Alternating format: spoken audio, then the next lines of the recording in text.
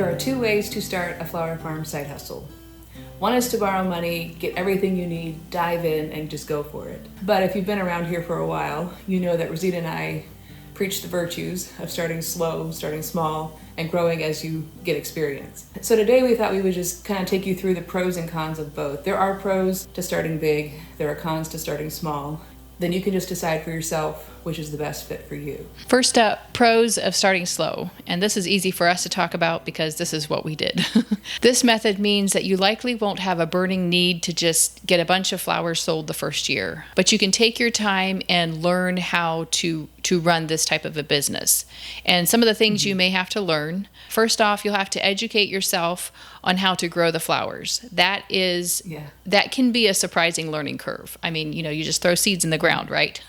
If you need help with that, I'm going to put a plug in here for our classes. We have a How to Plan and Grow a Cut Flower Garden class. It's online, and we'll leave a link for it in the description. That is going to be something that you'll have to learn. And if you if you start slow, and give yourself a couple of years, you have plenty of time to learn that. You can also take your time learning how to grow the flowers in your zone. Every gardening zone is a little different. LaRonda and I have really discovered that since she moved to Arkansas. And so you really do need to learn how to grow flowers the best in your zone. You'll also have time to test your market, and that just means what flowers do the people around you want to buy? Is there a demand for what you want to offer? What colors do people want? Do they like bright flowers? Do they like softer colors? And then also, where can you sell your flowers? Are you going to sell them on your property? Are you going to take them to a grocery store? Are you going to do wholesaler?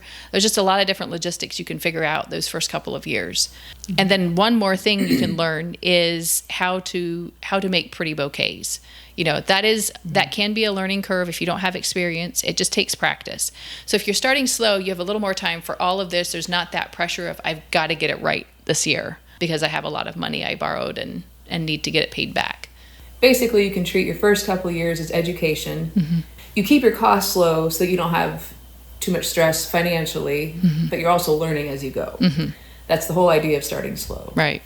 And then some of the cons of starting slow would be that it can take a while to see a return on whatever of your own money you've invested back into the business. Mm-hmm. And if it can be hard not to see, to do all that hard work and not get much of a return, because you are just, like LaRonda said, treating those first couple years as an education. You may have to hold off on growing some things, that are pricier, the fancy tulips, the really pretty ranunculus, some of the things that take a little more of an investment, and you really want to have customers lined up before you grow them. Mm-hmm. Garden infrastructure as well, like low tunnels, high tunnels, greenhouses, all that stuff, that will take a while to afford as well if you're going to start slow, if you're not going to borrow money.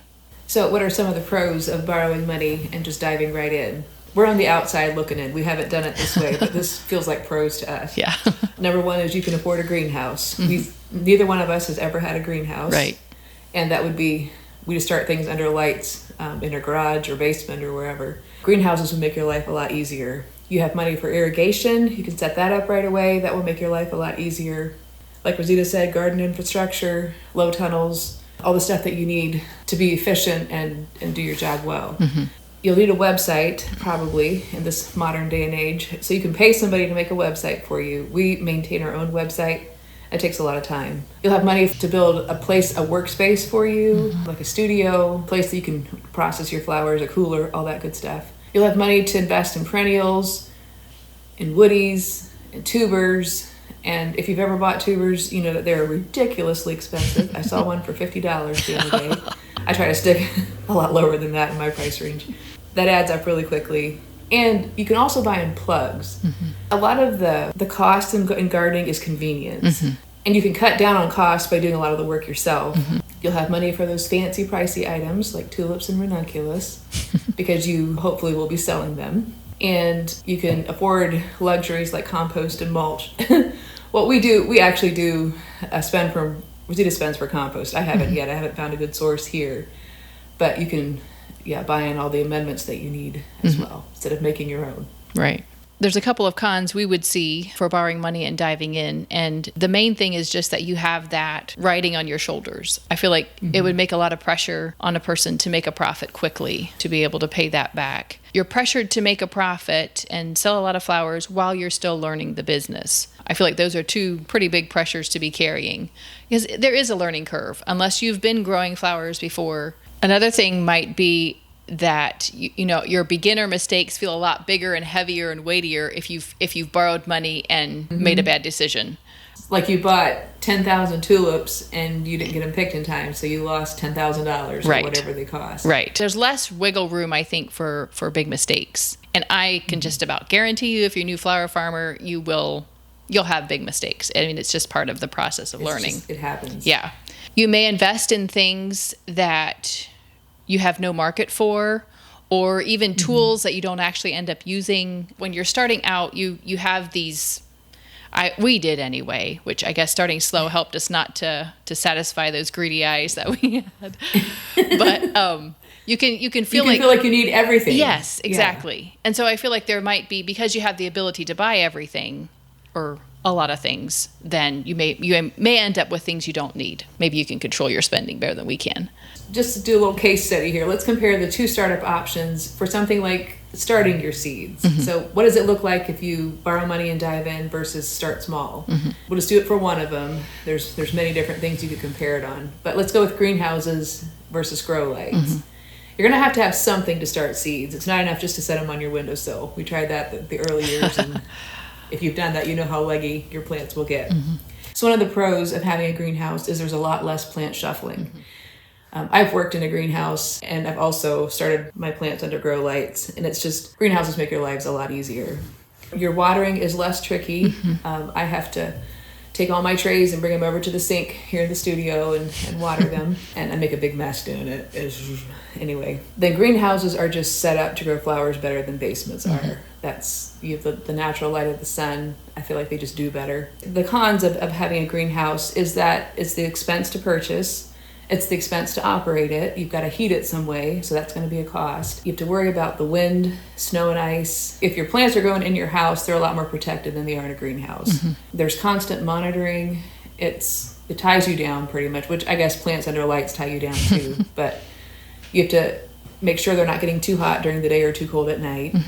And you have an earlier start to the season. You might see that as a pro. I would see it as a con, because you've got to get everything set up and ready and whatever. It's a little more involved than just grow lights would be. Right. The pros of getting lights over a greenhouse would be you have very precise, direct light, means shorter start times. I think what we mean by that is that under grow lights, it doesn't take quite as long for the flowers to plant out. It's a lean operation. It's a much smaller footprint. We grow them on racks, and so you can really get a whole lot of plants under a couple sets of lights on a rack.